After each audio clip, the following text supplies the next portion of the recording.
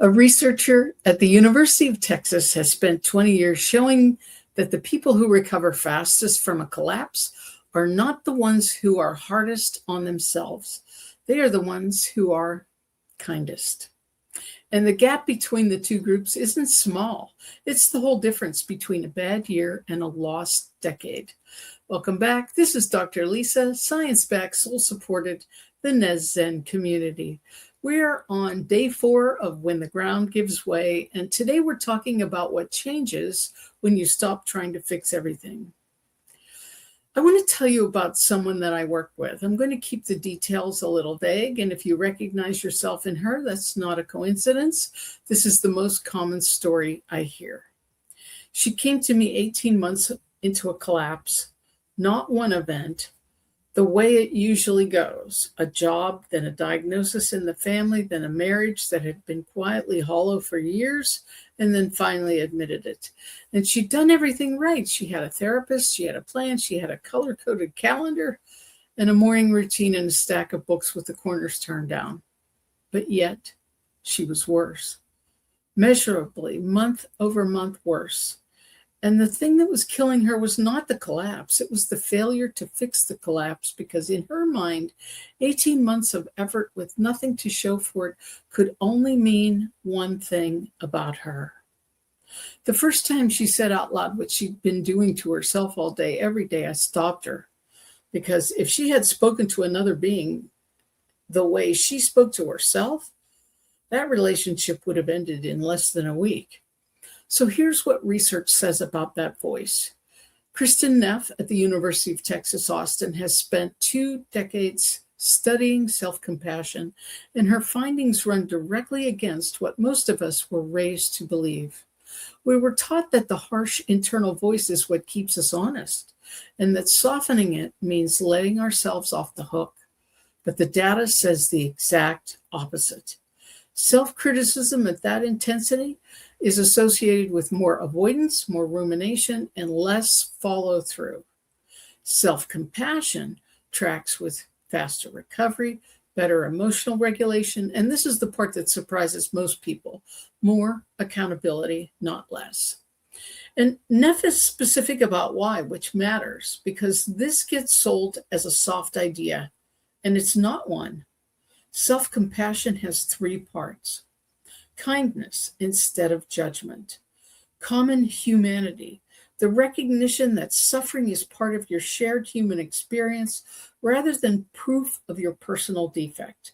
And mindfulness, which here means holding what is true without exaggerating it and without shoving it away. That third one is the load-bearing wall. It's not pretending things are fine. It is accuracy without cruelty. So what changed for her? 1 sentence. She stopped asking, how do I fix this? And started asking, what is actually true right now? That sounds small, but it's not small. Fixing had her living permanently 3 months into the future in a version of her life that did not exist, rating herself against it every day and losing. The new question put her back on the ground in a Tuesday, in a body, with a list of what was actually true. I know this reversal because I had to make it myself, and I made it late. I wrote a poem called Unraveling about the summer everything came apart, and then I had to write a second one called More Unraveling because the first one didn't finish the job. In it, I said, what I held as core beliefs about what my life was, about who I was, flew up in my face. That is what unraveling actually is.